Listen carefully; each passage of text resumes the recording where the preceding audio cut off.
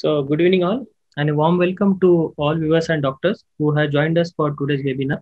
I am Gajanam Suryanshi. On behalf of RPG Life Sciences, I welcome all for today's informative webinar on management and prevention of COVID-19. To talk more on these subjects, we have a guest speaker today with us, Dr. Shekhar Singh. Welcome, sir. Thank you for joining us today. To give a brief introduction about Dr. Shekhar Singh, sir has done the MBBS and MS ENT and DLO, and he is currently ENT surgeon at Shekhar Hospital, Secunderabad. So it would be very interesting to listen more on this topic. So without further wasting more time, I would like to welcome Dr. Shekhar Singh and would request to please carry forward the session. Thank you, sir. Over to you. Thank you, Mr. Rajai. At the outset, I would like to thank the management of RPG Sciences to give me an opportunity to talk on such an important burning topic of the day, that is update on COVID-19. Which is the topic for today's webinar. And as you all know, the COVID-19 viral pandemic has brought about tremendous changes in the lives of people throughout the world in all aspects, like social, economical, political, medical, and administrative facets of life. So in every way, it has affected the life of everybody throughout the world. I'm going to talk to you today on the medical aspects of COVID-19. Various features, various symptoms, the etiology, the clinical features, the signs and symptoms.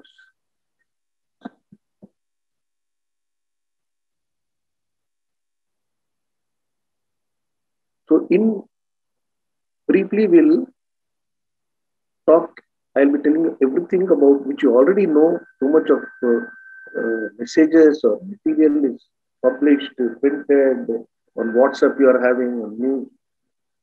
A lot of people know a lot of things about COVID, but still there is some confusion, there is some misunderstanding. So that I'll try to clear all those things.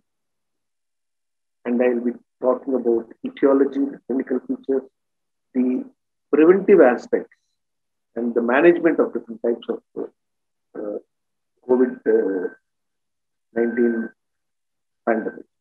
What are the procedures and how to prevent it? So before starting, let us start with the history. COVID-19, actually, the first patient who had this viral infection was in Wuhan, city of China. This was on December 8, 2019. That is more than a year since this started. This patient had some respiratory symptoms. Subsequently, a lot of patients developed respiratory problems and pneumonia. And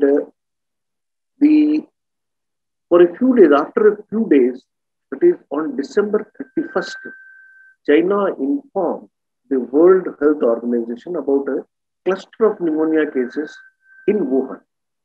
They were confused. They did not have a clear picture, but they knew something was wrong. And they informed the world. This is the story. The World WHO was informed about it. And on January 1st, this was the first time when in Wuhan, the wholesale seafood market was totally shut down, because the people were telling that there is some viral infection which is spreading fast and some catastrophe is occurring. So they closed down the wholesale seafood market. And they started researching on that.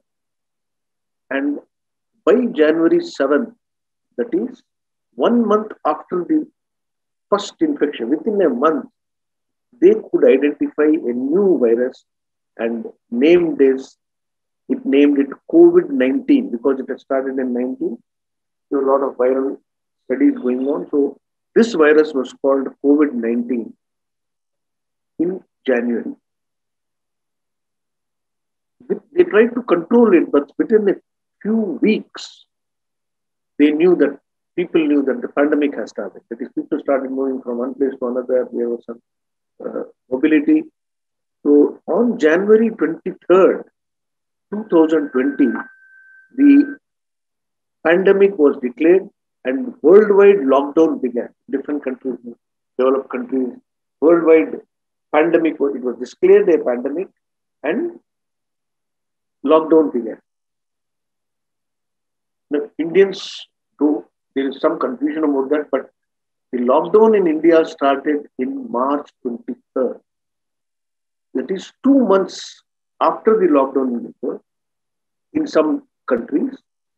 There was some transfer of information from among different people. They knew something was going on, but the exact nature of the disease, problems, the pandemic, everything was known by 23rd March in India, and the first lockdown began.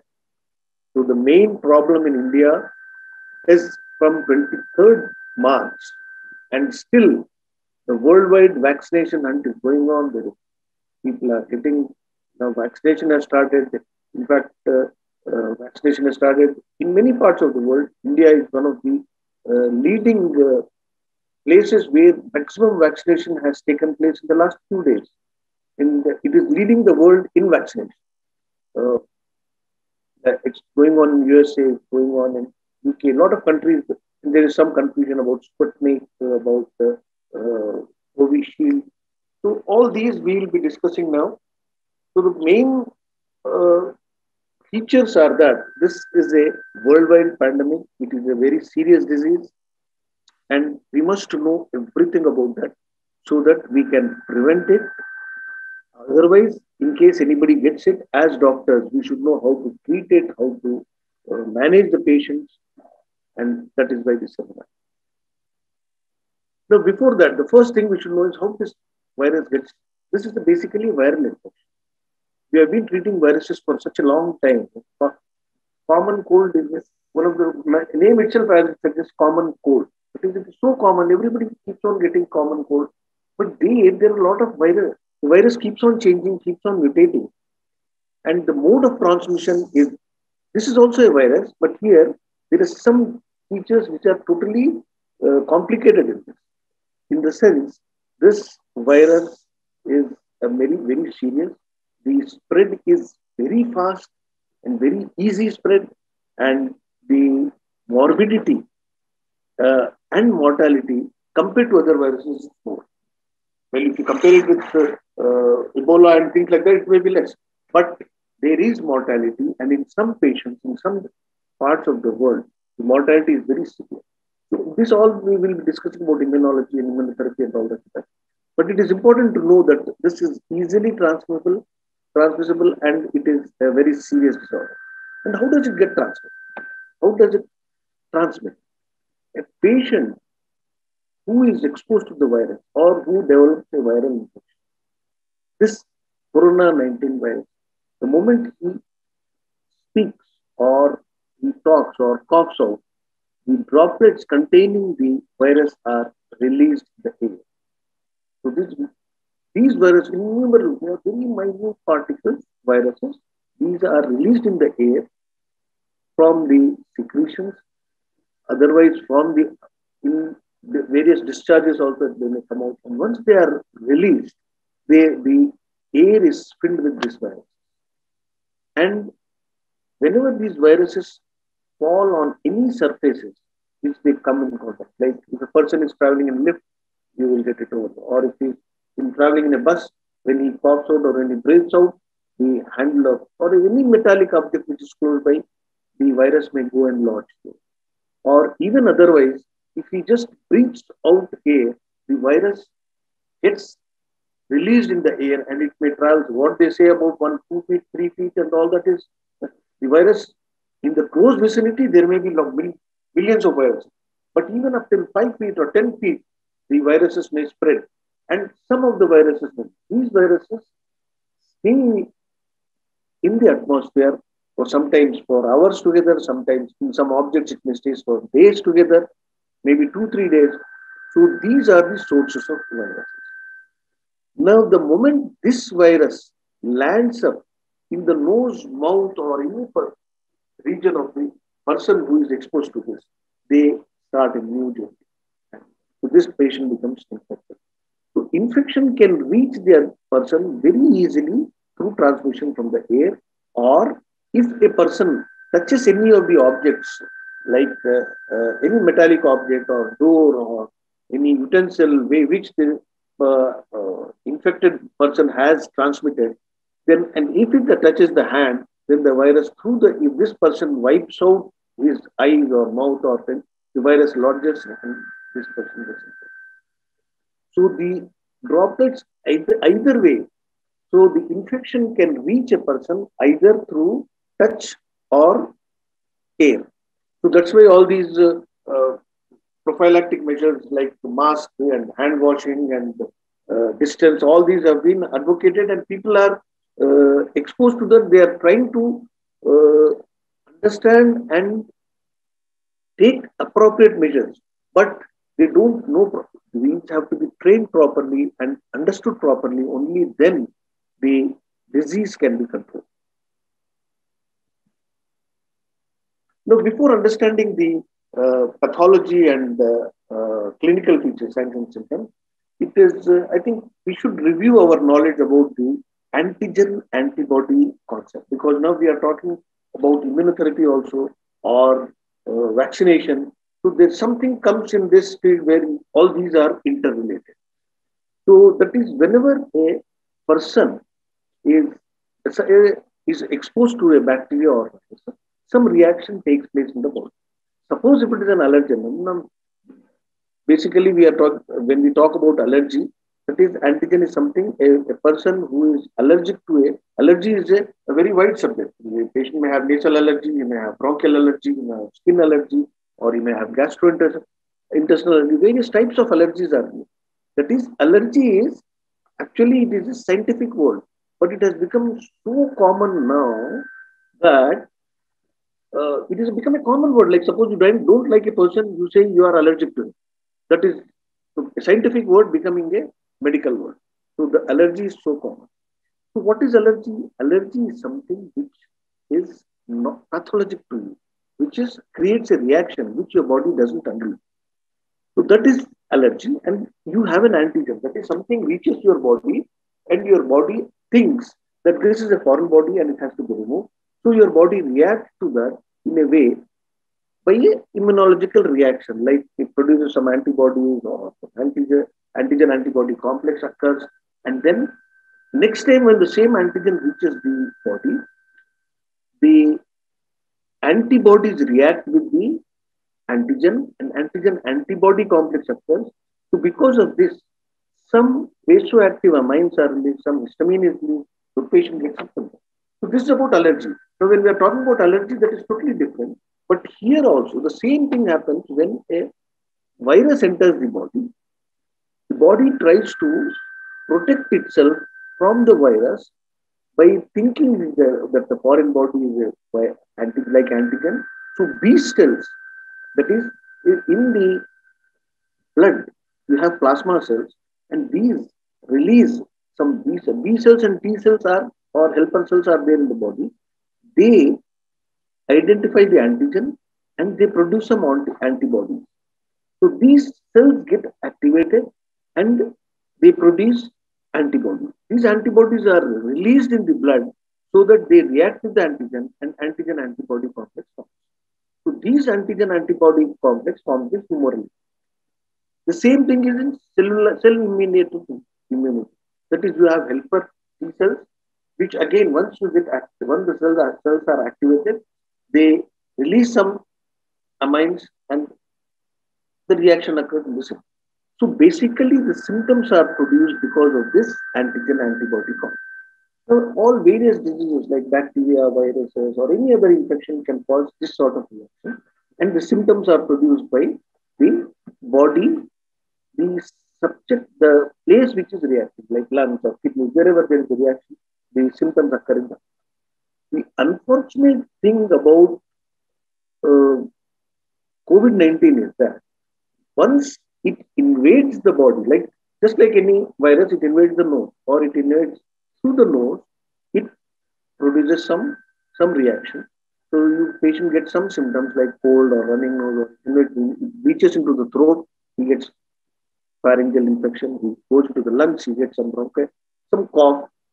There, once it reaches the mucosa, the antigen is a separate one, but here it starts multiplying, and suddenly the moment it reaches the inside, it invades the cell, it grabs all this is a different DNA or mRNA protein, which starts multiplying and destroys the whole cell, and then it enters, the whole cell is destroyed, and whatever support is coming in the form of B cells and T cells, they are also invaded by the. It's just like a huge army entering into the pathological side. That is in cases of generally the lungs. So there you get a reaction where there is multiple reactions, multiple invasion and multiplication of the virus. So much so that the reaction because of which some amines are released or vasoactive substances are released, these also these also increase in number and they produce some vascular phenomenon because of which some bleeding can occur or what various vasoactive amines are released. So the symptoms pertaining to lung diseases or cardiovascular problems. This can be seen in case of CT scan or other investigations. So basically, it is important to understand that this is an antigen antibody concept to know how the reaction.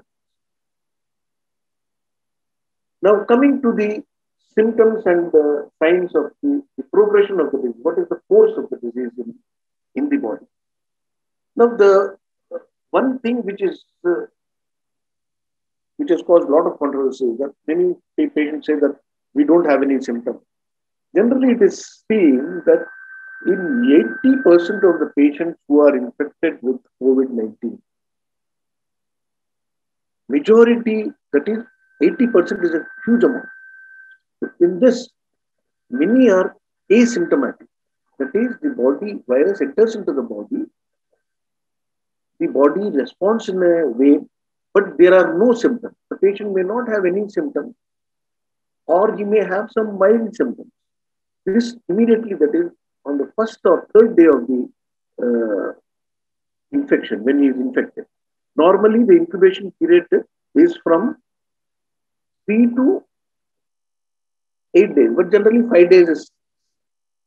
If the virus enters the body today, then you may get symptoms after 5 days, but it may extend up till 14 days, or in some cases, in some places, it has extended up till 21 days.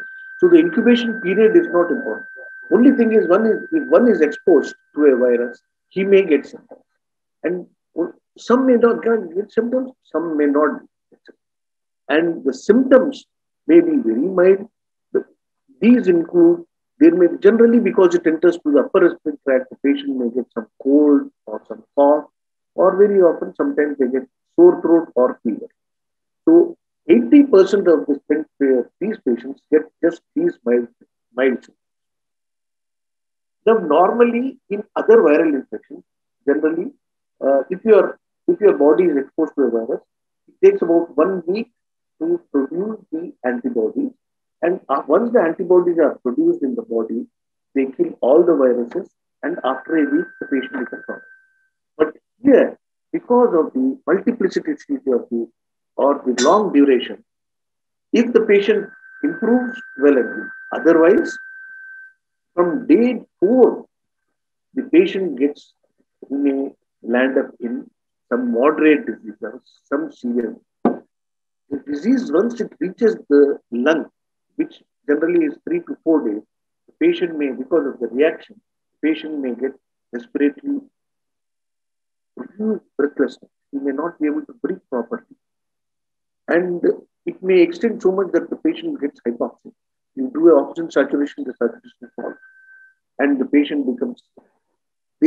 So these are complications in the lungs which require diagnosis and treatment. These patients cannot stay at home. unless they are treated by qualified, uh, well, in a doctor in a well-equipped nursing home, the risk factor is very high. So 14% of these patients, of the patients, that is, the morbidity is very high and they require treatment properly. Out of this, that is, this happens till the ninth, 10th day.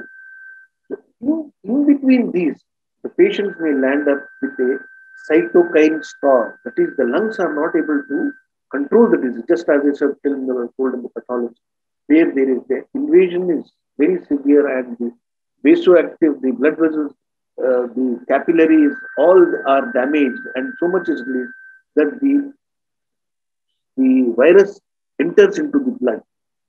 So once from the lungs, if the infection moves into the blood, then you have a sepsis, that is a life-threatening complication, which may, this life-threatening complications usually develop by the end of the first week, that is 10th or 15th day. And so much so that the patient may not be able to control the oxygen saturation. He may develop cardiovascular complications, he may get severe sepsis, he may get some neurogenic complications, various multi-organ failure, and in sometimes there is mortality. So the importance of this is that one must diagnose the disease properly. We have all parameters to diagnose and understand the stage of the disease and treat accordingly. So by third week, if the crucial, this may last till 3 weeks. It is not just each disease has got its own duration but here the duration may last for about 21 days. And if the patient improves, he may come back home, or sometimes there may be some mortality, but once he improves, then generally it is thought that the patient become all right. But there are some patients in whom complications may arise at a later stage. The same disease may have some complications.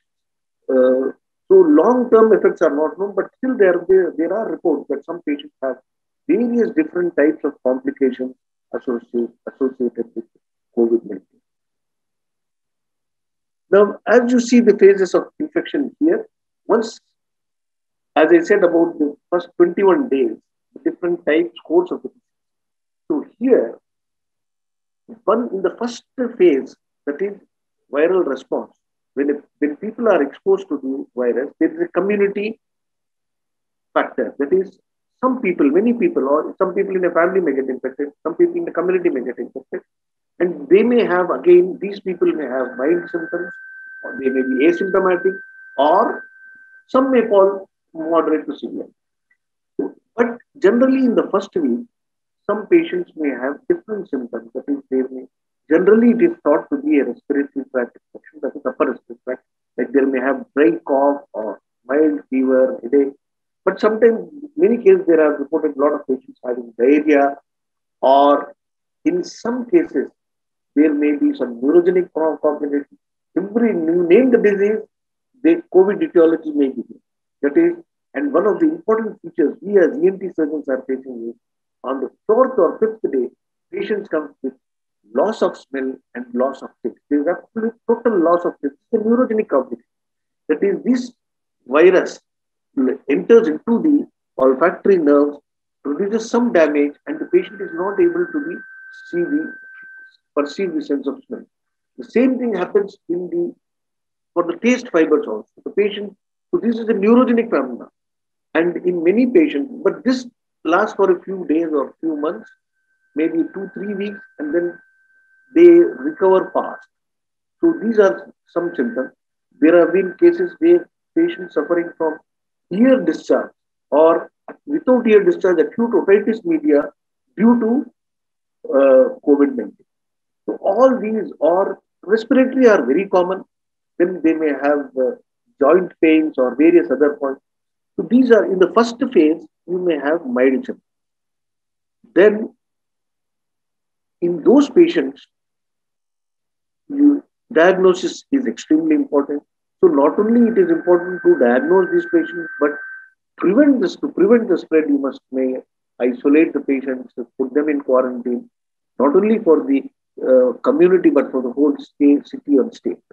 So diagnosis and prophylactic and preventive measures are very important in spread of the disease. Some patients of these, many improve, but some land up with pulmonary complications. In those patients, they may have dyspnea and low peripheral oxygen saturation. Oxygen saturation C, it comes down from 90. Some may become severely dyspneic. And there is, you take a CT scan, the patient will have multiple ground glass opacities through the lungs, whole lungs may be damaged. So this is the serious disease. The patients in this stage are, they require hospitalization, they require oxygen therapy and monitoring of all the vitals and fluids. When we discuss the treatment, I told you all that. Some have go into the sub-intensive stage, that is pulmonary hyperinflammation. So in those patients, steroids may be required, and these are very serious. And lastly, once it invades the blood, then the vascular and thrombotic phenomenon may occur, and these are life-threatening complications. These patients land up in ICU. That is, they require intensive care and treatment. That is, controlling the vital signs and hoping that the viral load reduces and his immunity comes up and the patient is alive. So whatever is the phase, depending on the severity, the treatment therapy changes. So in the initial stages, when we discuss the treatment, I'll tell you there are a lot of medicines which are being tried, and this is for. But basically, it is a symptomatic treatment. Whatever symptom is, suppose the patient has got fever, you give antibiotics. We've got electrolyte imbalance, you give some fluids. So take care of the general condition of the patient. You reduce immunosuppression. Sometimes steroids and anticoagulants may be required. Now, as depending on the stage of the or the type of the infection, various symptoms may occur. The most common is the sore throat and cough. The patient having sore throat, cough, and mild fever. Sore throat, cough, and fever, mild fever. It may not cross 100 also, but mild fever, some headache, you must think in terms of COVID. Any patient, it may or may not be COVID, because these symptoms are seen in all viral infections. Majority of the NT patients or the general population, whenever they go to the general practitioner or ENT or a physician, they have these symptoms: cold, cough, sore throat, fever. But you don't know which is virus. So that's why if you do a testing in all the patients, if you do a RT-PCR test, which becomes positive after third or fourth day, it may be positive. But RT-PCR itself is not confirmatory. Many of the patients who, though they have the disease, the RT-PCR may not be positive. This is because the RT-PCR test is done, that is, nasopharyngeal secretions are taken from the nose, nasopharynx, or the oral cavity by the pathologist by putting with all aseptic precautions into the nose and taking. And this has to be transmitted and then identified. So this virus should be shed by the patient. Many a times the virus is shed at a later date. That is, it is producing a reaction, it is invaded. The virus has invaded, but the secretion may not have the virus. Or even if the virus is there, if you take it in the swab, or it may get dislodged, or it may be chemical content may not be sufficient enough to transfer the virus to the lab. So the delay may cause a negative. So a RT-PCR negative does not say that the patient is not having coronavirus infection. So the second alternative is you can go for a HRCT of the chest, which becomes positive only after the 5th day. So after 4 or 5 days, if the patient is having some cough, or even if there is no cough, if you take a HRCT of the, if there is a reaction in the pulmonary bronchi, or the if you see a ground glass opacity in the HRCT, it may be positive. That is, in some patients, that may be the cause. It is not, again, it is not so clear that all cases of pneumonitis or HRCT positive suspicion are HR. Because in other pneumonitis or other viral pneumonitis or bacterial pneumonitis also, you may get the ground glass opacity. But generally, in this era, in this season, where the whole of the lungs are filled, no other diseases produces such a clear picture of uh, COVID than the HRCT. So HRCT positive is more confirmatory. And of course, if in the RT-PCR, if it is positive, then you can be 100% sure that this patient is having a coronavirus infection. So these are some of the investigations which are done. So it is important to know about the incubation period also. That is, incubate, it may be 2 to 14 days. Generally, it is 4 days. The symptoms also may start after 2 days, or it may take a little longer time. And it is not just the respiratory tract or the alimentary tract which is the culprit. It may be the patient may have just a little discharge from the eye, or he may have conjunctivitis, or he may have some neurogenic problems, he may have some anxiety, or he may just have body pain or lethargy or weight loss. He will not be. So any of these symptoms, the symptoms are a variety, just like any other viral infection. Many of the viral infections have a lot of complicated, a variety of symptoms, and same goes with this. But here, some characteristic features are there, and one must know about these characteristic features. Now, coming to the risk factors, who is more at risk of this? Now, the World Health Organization has said that this is for all the things like smoking, alcohol, physical inactivity, pollution, all these are contributing factors. These are for any other disease. But there are some diseases which are specific for this viral infection. That is, one is cancer. A patient who is immunocompromised. In these patients, already the immunology is not adequate. That is the reason why he has developed this problem. So in an immunocompromised patient, the symptoms or the risk of disease is more. The same goes with the cardiovascular disease. The patient having, generally elderly patients who are having some cardiovascular disease, and then they may be taking some blood thinners, which are predisposing for this virus.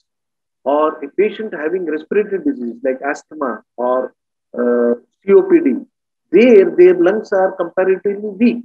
So when they are exposed to this virus, the morbidity and mortality is.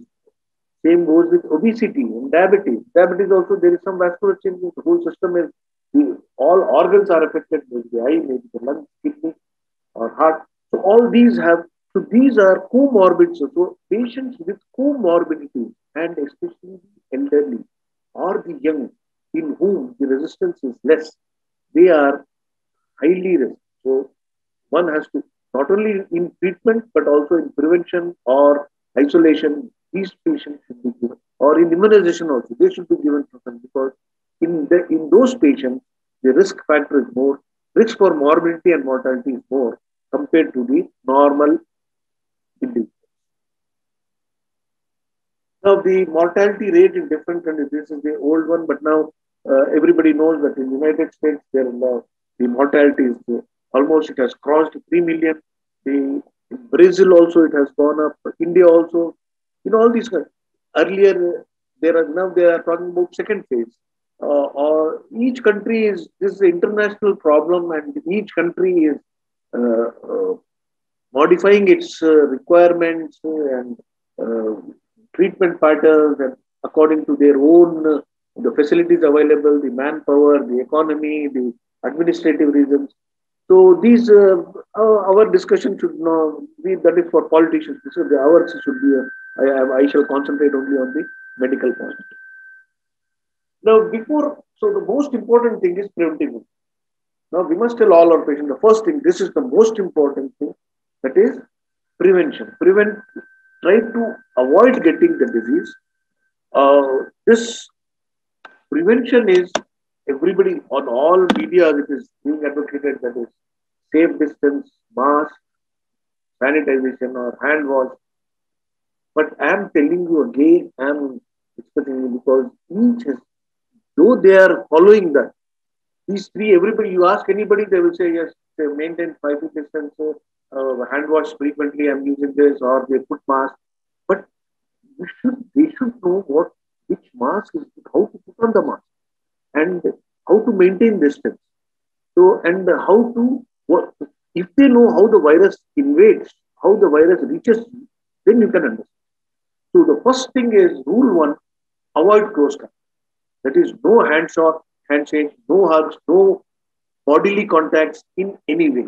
Because if this a person with whom you want to shake your hand, he may not have touched his own eyes or face, but he may have touched somebody who had a virus. And now when he's just acting as a transmitter, holding a hand of a infected patient and then shaking hand with you, the virus has found a medium to transmit it, that is his hand. So that's why close contact should be ideal. The second thing is avoid gatherings and crowds. Suppose you go to a film theater, there is air is circulating and a lot of people are moving around. And once the virus infected person releases that in the atmosphere, then the air condition will just spill out the air this side, that's it. The whole many people can get infected. So it is, or the same thing happens in a bus, so or train or parties where there is no close contact. So avoid gatherings and community meetings, public transport, close contact. Open air is very good. So avoid close contact, avoid crowds, and avoid touching. Even when you touch something, don't touch your face on hand. First wash your hands, because who knows, you may have touched the virus wherever it may.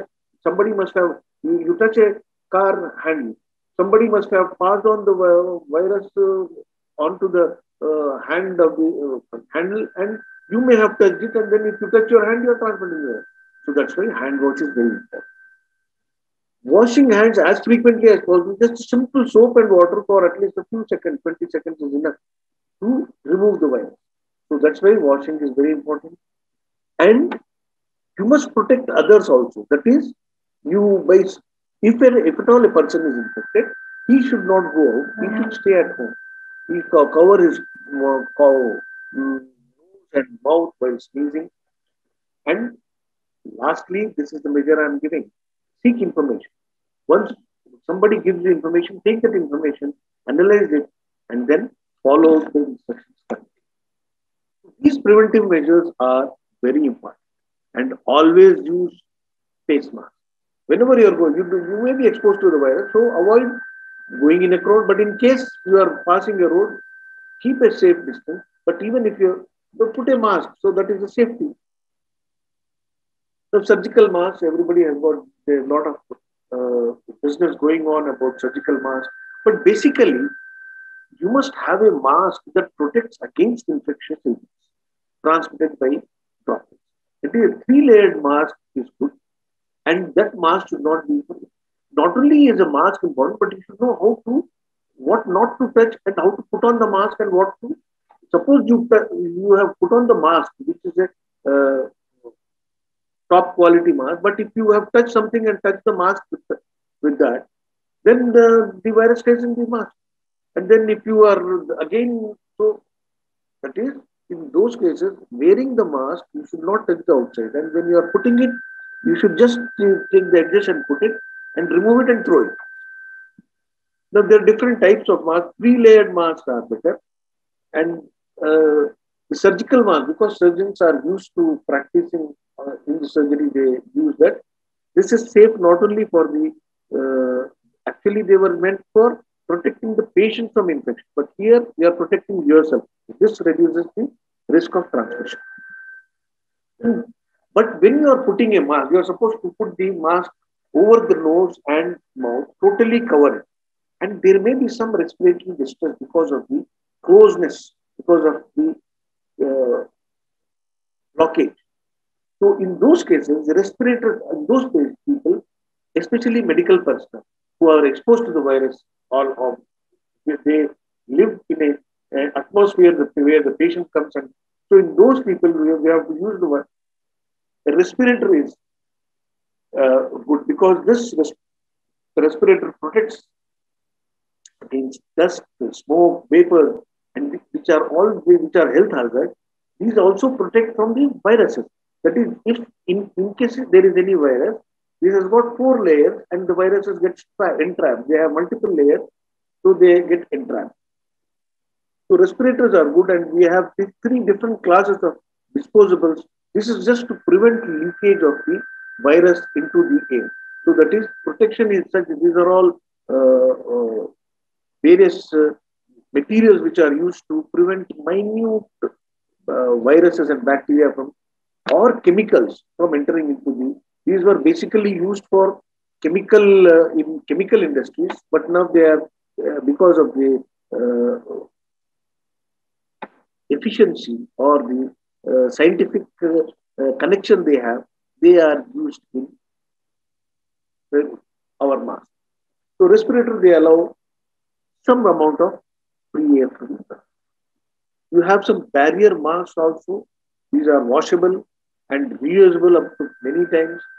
So that is also a good one. And in general, people when they are moving around, they can use the respirator mask and wash it and then use it.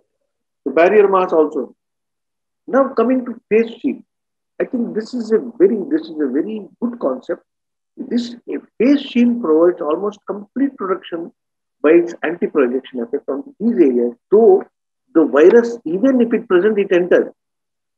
Suppose you just put a face shield, there is every chance that the virus can go from underneath and infect into the eyes or.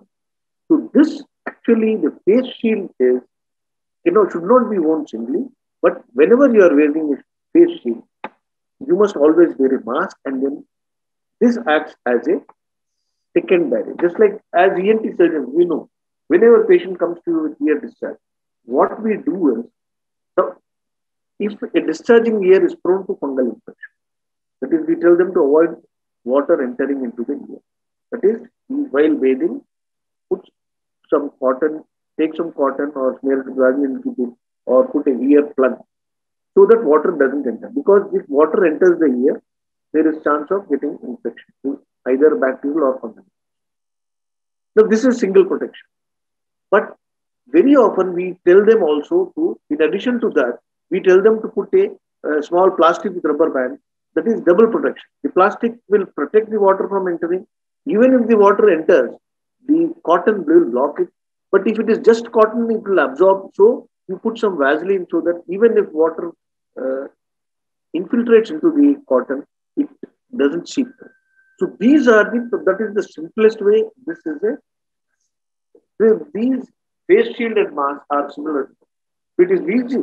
So whenever this acts as a double protection. So face shields also are widely used now, and it is good.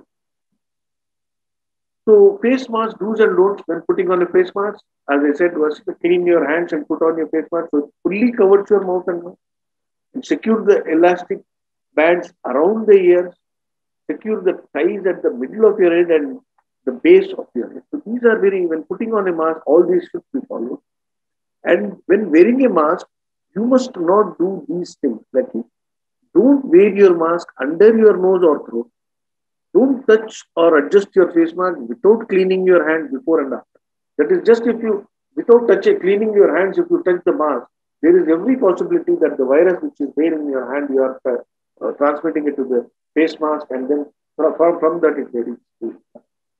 So, and don't allow a strap to hang down, and don't wear your face mask around your neck, because when sometimes maybe the virus is over the neck, and if you touch that and again put it, you are transmitting the virus. So these are small things which should be explained to the public. And while removing a mask, clean your hands, remove your mask, face mask touching only the straps or ties, so that even if the virus is on the front of the face mask, you won't touch it. With the bands, if you remove it, you have not touched the virus. So these are all small basic things which if you have read bacteriology, virology, or If you have worked in a theater, you know, all medical personnel know this, how to remove the face mask and this thing. But it should be explained to the public so that they take adequate preventive. Now, this is about prevention. Now, I will discuss a couple of more things before. One is the management and another. So, management, a patient having a COVID, I told you all about the various types of disease, that is asymptomatic, mild symptomatic, or then symptomatic with comorbidities or some seriously ill patient. So you can divide into three categories. One is asymptomatic, that is, they don't have any symptoms. Though the virus is present, the patient does not have any. He may be exposed to the virus. A lot of people are there. That's why we are talking about herd immunity, 50%. In Delhi, they say they are about having 50% herd immunity. So people don't know that they had virus infection because they didn't have any symptoms. So many of the patients, now we are hoping that may have got infected without any symptoms and not. So, but medically speaking, category A is asymptomatic. That is, they don't have any symptoms. The person may have been exposed to a virus, but he doesn't have symptoms. So, thus, that patient does not need to come to the hospital because hospital is also a source of infection. A normal person, if he comes to the hospital, there may be some risk of infection. So, in those patients, it is not required for them to come to the hospital. And there is no testing is needed because he doesn't have any symptoms at all. There is no sore throat, cold, cough, fever, nothing. He may or may not have been infected, or he may be asymptomatic. So that is category 1. Now the category B is the patient may, if he suspects, a lot of patients suspect they are having COVID or they are exposed, so you get testing them. In those patients, if it is positive, suppose the patient is a person is COVID positive, then again you have to, one is some may require admission, some may not require admission. That is, positivity does not mean that he requires admission. A patient may be positive, and if he is asymptomatic, if he doesn't have any problem, he may just require isolation. If he is positive but asymptomatic, isolate him so that he doesn't infect others. Tell him that isolation may last for a few days to 15 days. In some places, it may last up till a month, 28 days. So, asymptomatic patients, now a lot of administrative people are having problem with they don't follow the rules. When a doctor tells them that you isolate and don't stay, they say, no, we don't have symptoms. Why should we stay? But this is not only for protecting yourself, but for the society. So in some patients, it may be required to isolate for 28 days. Now, for low risk, only 15 days. So this is about asymptomatic. Patients who have symptoms.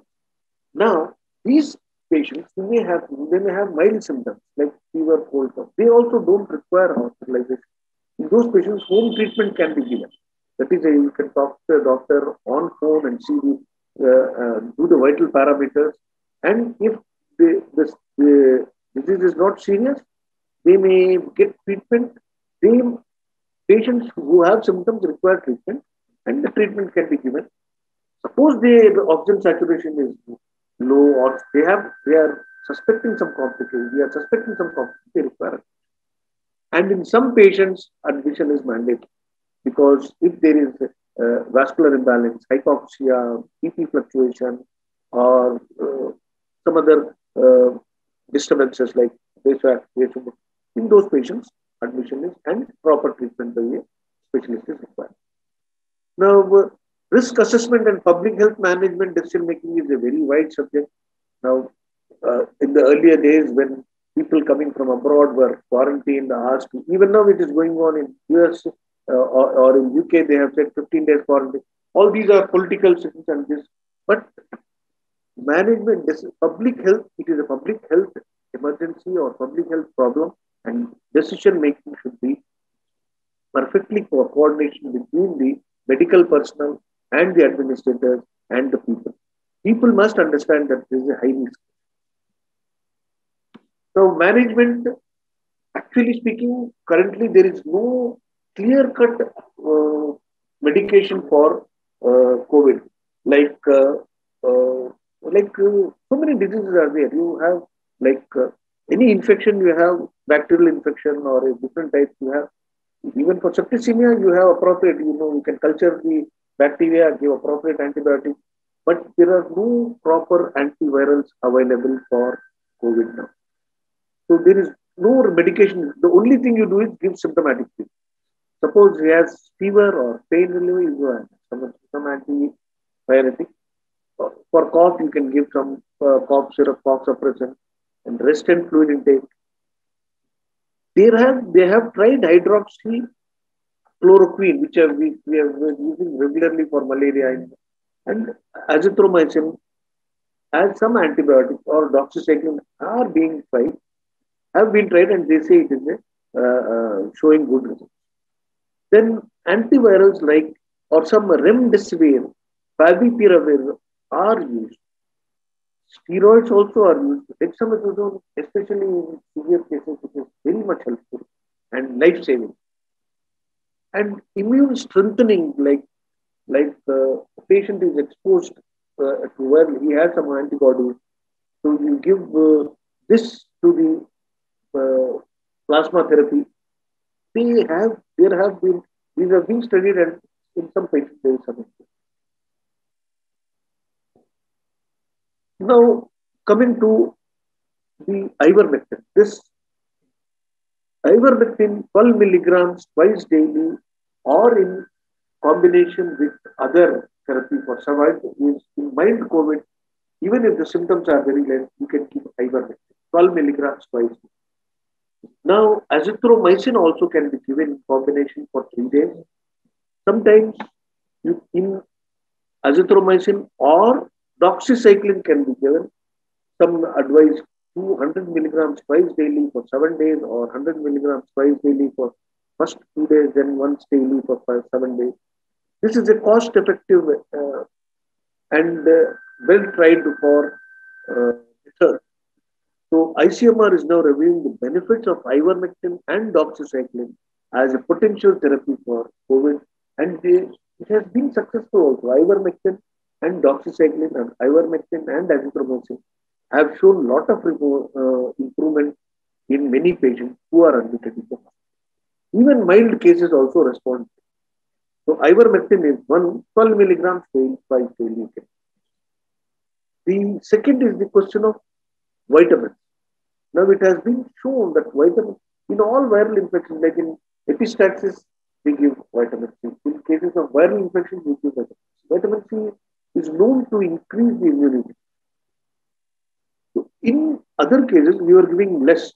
But here, in cases of COVID, we can give up till 2000 milligrams per day. That is one tablet, 3 to 4 times. You can just chew the vitamin C. This is very helpful. So vitamin C and vitamin D, these are of course natural types. Vitamin D is a natural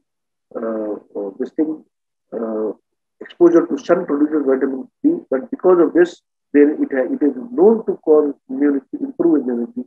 So in these patients, 400 international units can be increased up to 800 units. So this weekly, if it is given, is improve the general condition. In addition, zinc. Zinc also 8 milligrams per day for women and 10 milligrams per day for men. These are recommended in cases of COVID-19. That is, vitamin C, vitamin D, and zinc. Combination of these three are very helpful in improving the immunity and in case of COVID. But no research. These are only symptomatic treatment, and it is not proved scientifically or by this thing that this helps. But it has been because we know that this helps. It is doing. So this is not only is it vitamin C, D, and zinc are recommended for treatment of patients or in mild cases, but also for prevention also. That is, those who are exposed, they may take this to reduce the chances of getting.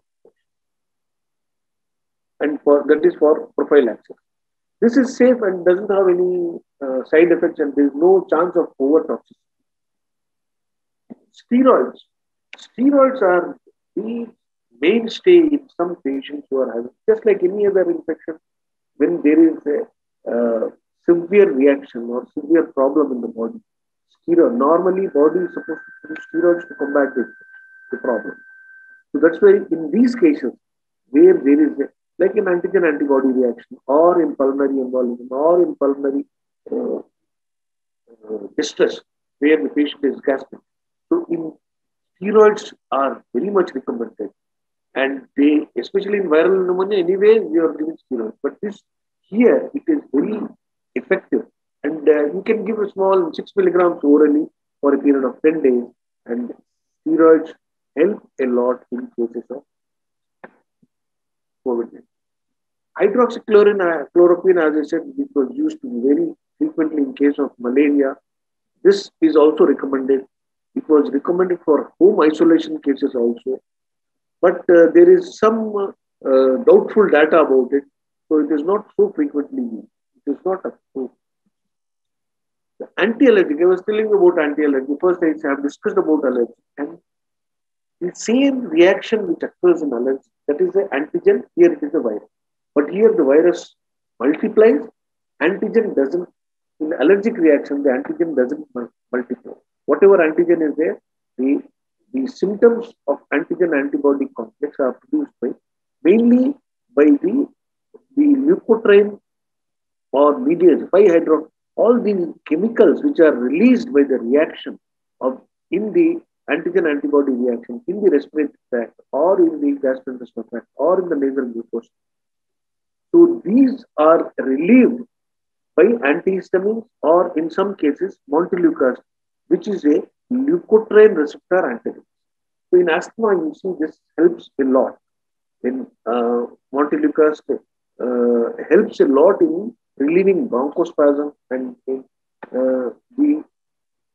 because in asthma and all, what you get is COPD, that is the bronchial mucosa. There is a permanent reaction. There is fibrosis occurs because of the chronic obstructive pulmonary disease in asthma. Compared to asthma and the nose, in allergic rhinitis, there is just edema. In the nasal mucosa, there is just edema, and you give some antihistamine. There is no smooth muscle in the nasal mucosa. That's why it is reversible. But in the bronchial mucosa, just underneath the bronchial mucosa is smooth muscle, which over a prolonged inflammatory reaction, when it occurs, there you have some sort of fibrosis, that is chronic obstructive pulmonary disease. So in asthmatics, you have emphysema or COPD. So in those patients, montelukast helps. So that is why, because it is basically a reaction occurring because of the vascularity, the antigen antibody, this thing. So that is why montelukast also has been, this is a potential treatment of COVID-19. Some have tried, but there is no clearance. Many have medicines are being like antivirals, which I'm going to do, are being tried, but this is one medication.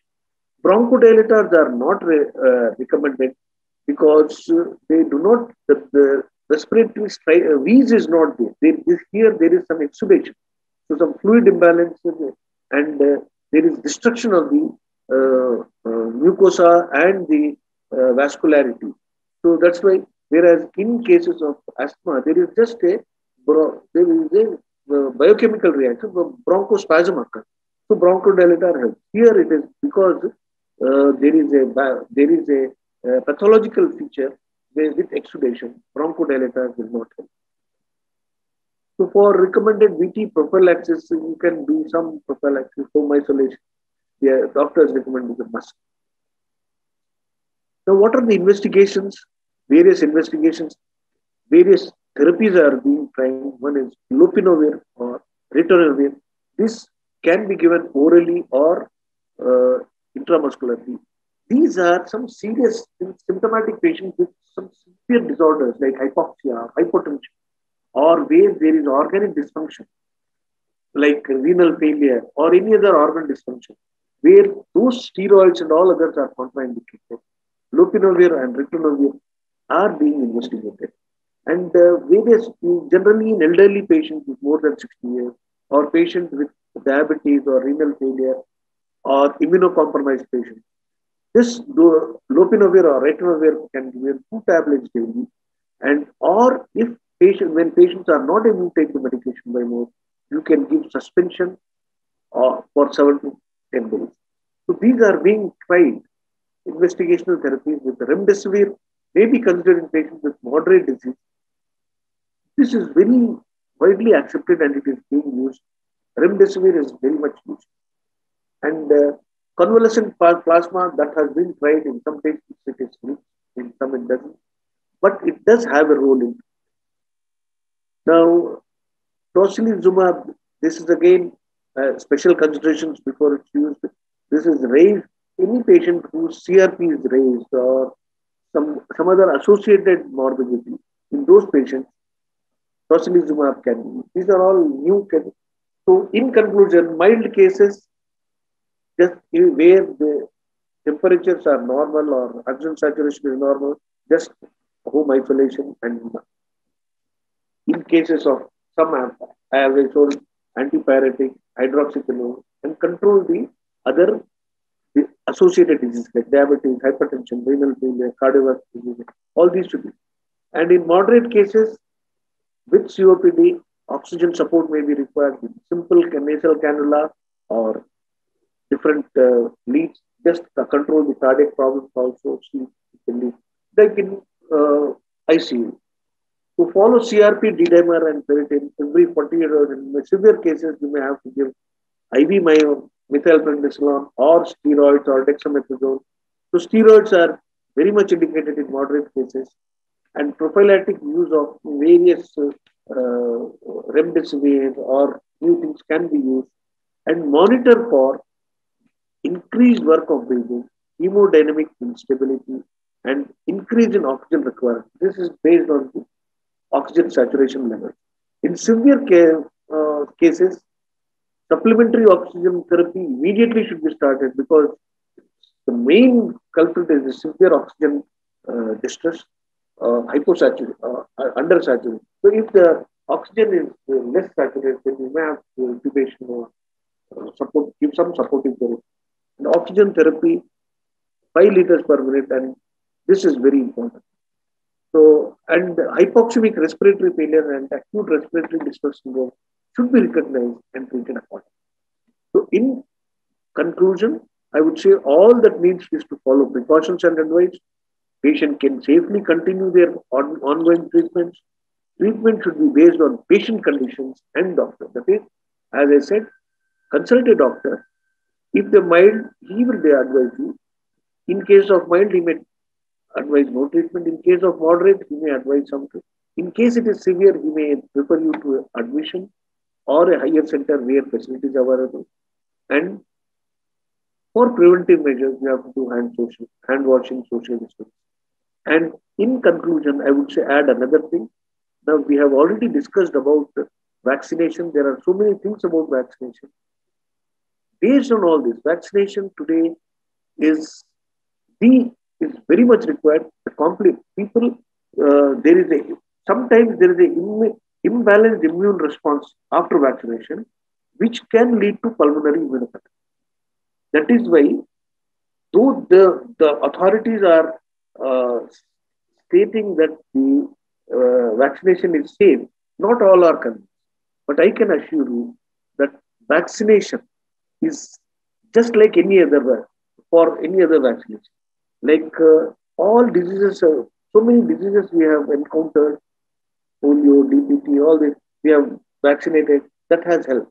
Here also, the risk for any reaction is just like any other vaccine, like any other drug which you are taking. Any patient taking any medicine has the risk of some allergic reaction or some. So vaccination is also just like that. So it is better to get vaccinated and protected rather than not getting vaccinated. So with this, I will conclude my session.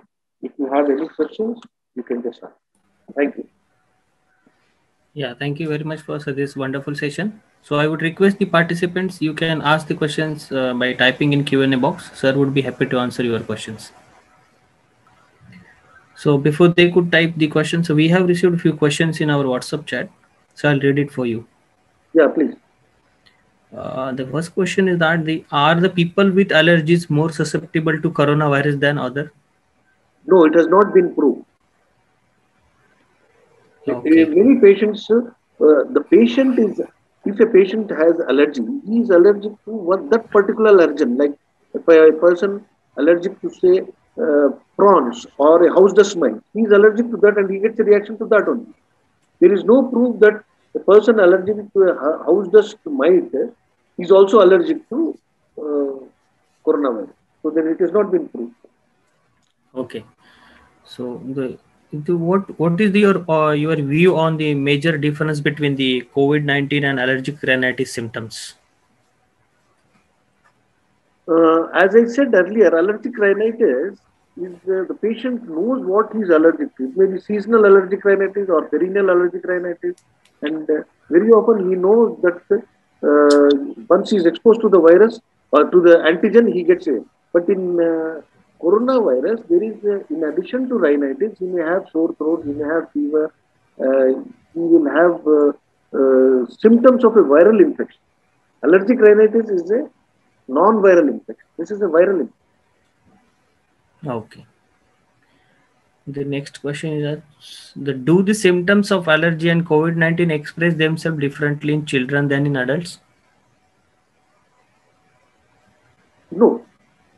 In children and adults, the symptoms of both allergy and infection are just like others.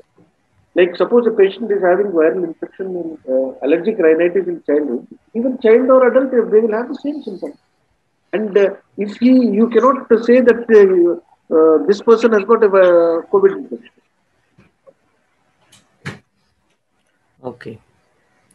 I think there are no questions in our chat box. I would request participant you can ask the questions by typing in Q&A box. If there are no questions, so sir, thank you very much for this taking all the questions in short time. So any concluding remark from your side, sir? So, in conclusion, I would say that keep yourself informed about coronavirus. Don't take it easily. Just don't think it is just like any other infection. It is a serious problem. It is a worldwide problem, and take adequate precaution. That is very important. Okay, thank you very much for the concluding remarks, sir. Thank you for sharing your knowledge and time with us. So thank you all the doctors who have joined us for today's session. So till next time we meet on behalf of RPG Lab Sciences. Take care, stay safe, goodbye. Thank you. Yeah, thank you.